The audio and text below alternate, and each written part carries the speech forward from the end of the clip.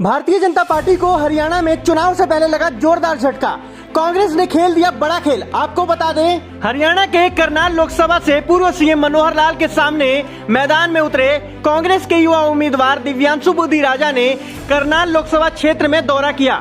दिव्यांशु बुद्धि राजा के साथ इस दौरान पूर्व प्रदेश अध्यक्ष युवा कांग्रेस सचिन कुंडू, विधायक धर्म सिंह छोकर, विधायक बलवीर वाल्मीकि मौजूद रहे। पानीपत टोल प्लाजा पर बुद्धि राजा का हजारों की संख्या में कार्यकर्ताओं ने जोरदार स्वागत किया। 31 साल के युवा के पीछे पूरी सरकारी मशीनरी लगी है।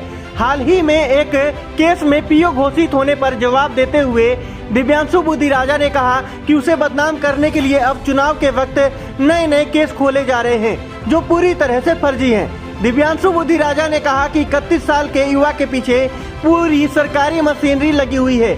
देखिए, पार्टी ने मुझे ये टिकट नहीं, एक मंच प्रदान किया है कि जिस मंच से मैं हरियाणा के बेरोजगारों की, हरियाणा के किसानों की, हरियाणा के कर्मचारियों की, हरियाणा के मजदूरों की, हरियाणा के व्यापारियों की, महिलाओं की मैं आवाज उठा सकूं। और रही बात मेरे सामने मनोहर लाल खट्टर जी की, तो ये मेरा खट्टर साहब से पहला मुकाबला नहीं है।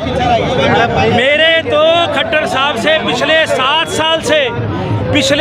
साल से खट्टर साहब के सामने मैं लड़ता आया हूँ, खट्टर साहब से सवाल पूछता आया हूँ। और मेरे लिए कोई ये नई लड़ाई नहीं है, लेकिन हाँ, ये बात जरूर है कि पार्टी ने मुझे जो टिकट दिया है, अब खट्टर साहब हमारे सवालों से बचकर नहीं जा पाएंगे। एक एक सवाल का, एक एक कुकर्मों का आपको हिसाब देना पड़ेगा। और करनाल की जनता, इस बार परिवर्तन का माहौल है करनाल के अंदर, और मैं पूरा आश्वस्त हूँ मेरे बुजुर्गों के आशीर्वाद से, मेरी युवा शक्ति के सहयोग से। इस बार मनोहर लाल खट्टर जी को बीजेपी ने तो पद से हटाया है, हम लोग उन्हें बाइज्जत रिटायर करके घर भेजने का काम करेंगे। पहले आपको आपके केस उठाए जा रहे हैं, मुझे भगोड़ा करार दिया जा रहा है। भाजपा के लोग मुझे भगोड़ा करार दे रहे हैं। आप देखिए, मैं तो जनता के बीच में हूँ, मैं जनता के बीच में हूँ। जिस दिन मेरा टिकट अनाउंस हुआ, उससे अगले दिन सुबह मुझे पता लगा कि मेरे पे बैक डेट में एक FIR दर्ज की गई।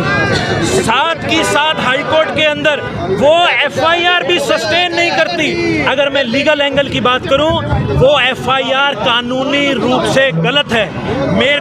मेरा नाम जो है वो खराब किया जा रहा है, लेकिन इसकी कानूनी लड़ाई भी लड़ेंगे और राजनीतिक लड़ाई भी लड़ेंगे।